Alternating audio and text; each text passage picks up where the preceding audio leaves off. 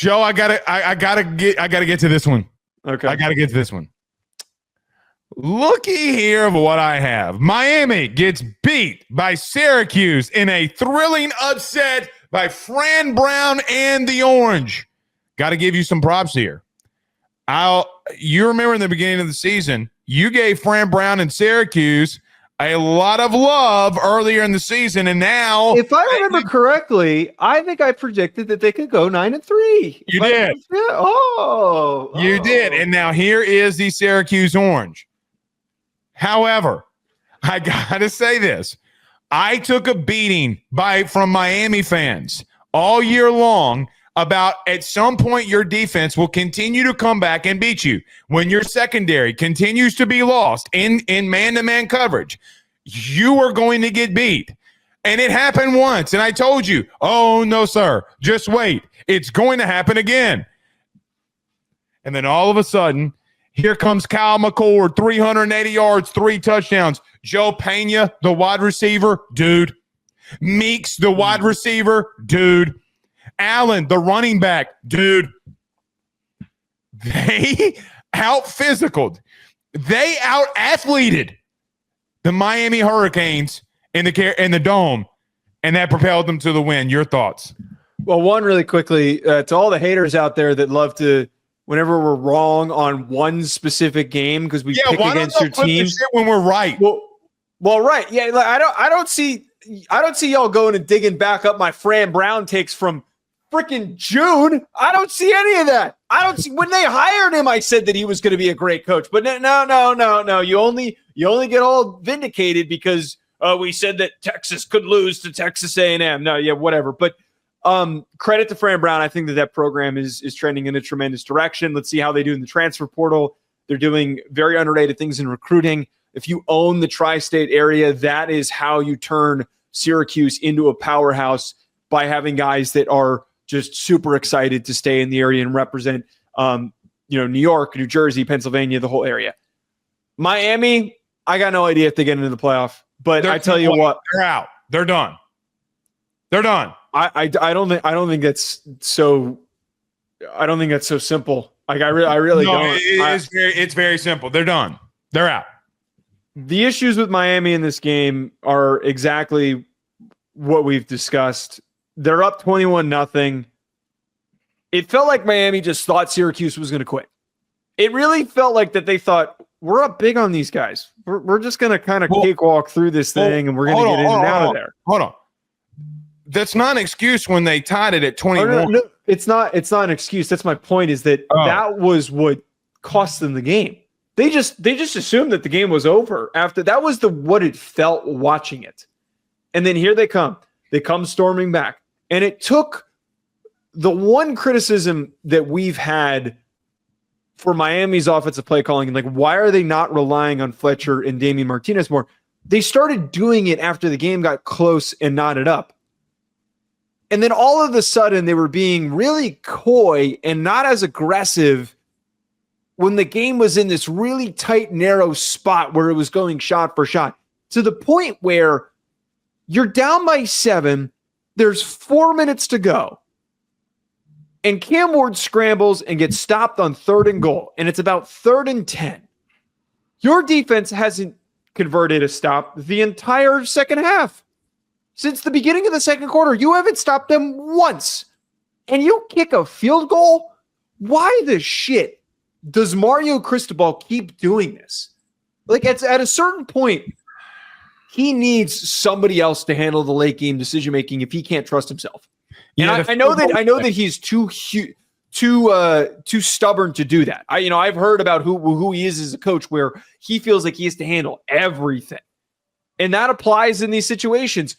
Go for a touchdown, please. For the love of God, go for a touchdown. So many miscues that have cost them in the past, cost them again in this game.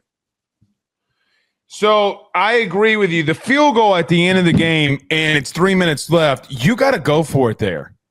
You haven't stopped them in the entire second half. Here was the Syracuse second half. You ready? Touchdown, or the play drives. You ready? Touchdown, punt, touchdown, punt, touchdown. So what did you think was going to happen? That's situational awareness. And so, I mean, look, he did that. He was classically known for doing that at Oregon.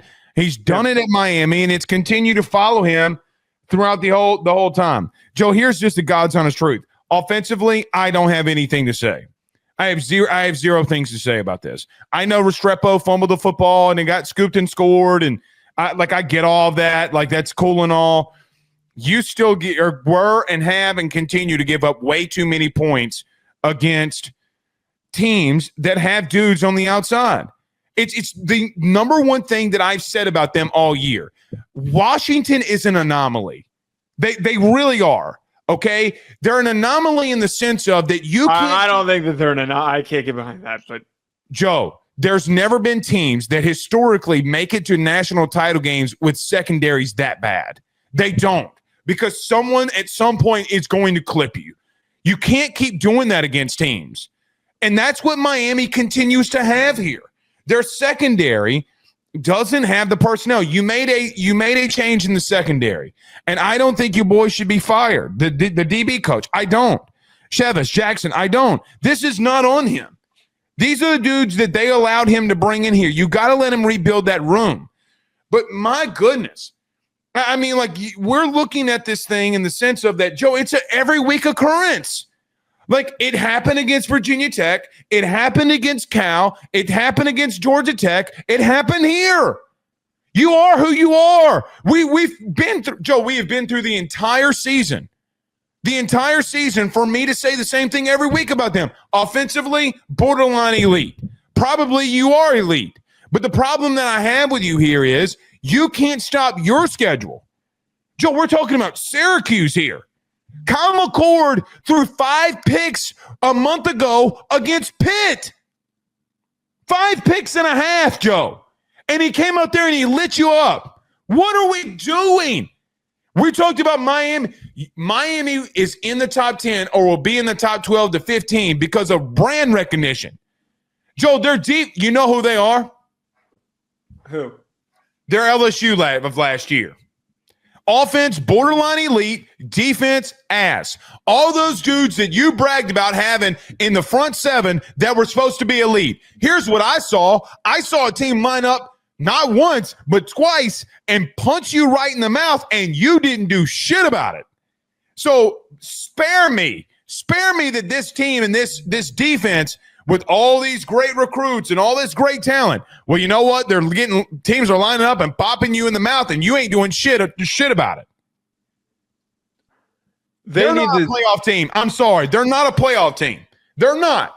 I can't say that with certainty. I think that the committee might still give them a shot. Well, let me ask you this question. Let's forget about the committee. I'm not asking the committee. The committee are idiots. They're proven that they're idiots. I'm asking you, Joe, my co-host, is Miami a playoff team, yes or no? I don't think that's so simple to answer, because they have done say the right thing. What is it? They have done impressive things this year. The way that they played against Florida to start the season was impressive, and the SEC supporters love to bring up how good Florida is all of a sudden, and how Florida would destroy the Big 12 teams like that they play against them. It's not a big difference. In the year. But he played in that game, though. He played in that game. First game as a true freshman. Oh God! But you threw a true freshman off in the SEC. Hold on. Also, you specifically and many others propped up Graham Mertz for how consistently accurate he was for stretches of games. So, like, it's not like what. He got knocked out of the game. He had a concussion. No, but I'm just saying that, like, just because Lagway didn't start the game does not mean that many supporters of the SEC weren't saying that Graham Mertz was having a good year. I think Miami has a high ceiling, but they get distracted too easily, and they make too many dumb mistakes, and they don't finish games. How much of it is a distraction, Joe, versus their secondary is horrible? I just don't. It's not a distraction anymore when it's a week by week occurrence. I'm sorry. The debate is between them and South Carolina, and I don't disagree that South Carolina isn't a really good team and that they don't have a very good resume. But at the same time, they're also not mistake-free. They're not a perfectly well-rounded team in this stretch. They need SMU to win. They have a lot. They have plenty of errors that occur that have helped them finish games, and we're going to talk about them in the way that they played against Clemson.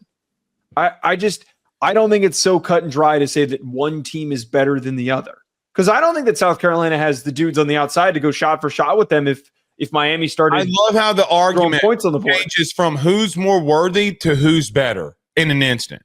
Because the first part of your argument is because that's what we're trying to do. We're trying to build who are the best teams that would play the most competitive game, and that's what they're trying to. And I'm saying that secondary for Miami, it's not, you labeled it as they're losing focus.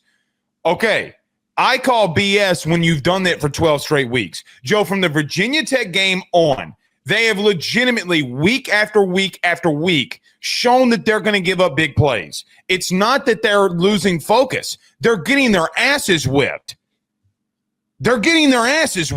I mean, like, at some point we got to admit that this defense sucks.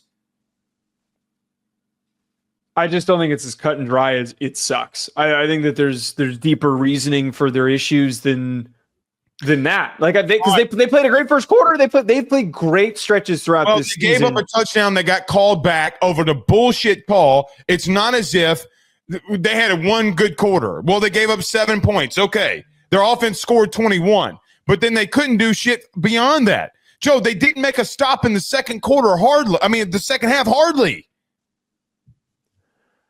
I'm not gonna sit here and justify and say that Miami's defense is elite. That's not what I'm trying to say here. All I'm just trying to point out is they're not average.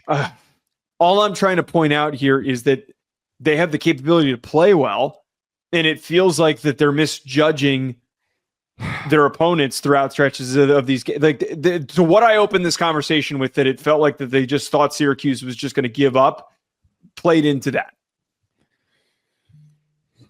Fran Brown. I'd send my kids to play for Fran Brown any day of the week. We talked this whole segment about Miami, and we didn't talk any about Syracuse. The only thing I'd say here is, Fran Brown, if you ever offer Ben Joseph Ruffino a scholarship, you're going to be in the top. I promise you, Joe, he will be in the top coaches that I want him to go play for. That is the bottom line. Is Joseph really his middle name? No, it's Benjamin Michael Ruffino. Joseph's my middle name. All right, let's get to the. All right. BetOnline remains your top spot for all of your live betting action and contests. NFL, college football, UFC, NHL are all in full swing. BetOnline is your number one source for wagering news, odds, trends, and predictions, with both desktop and mobile access at any time. Head to BetOnline today and use promo code BELIEVE, that's BLEAV, for 50% off your first deposit. That is a 50% welcome bonus. BetOnline, where the game starts.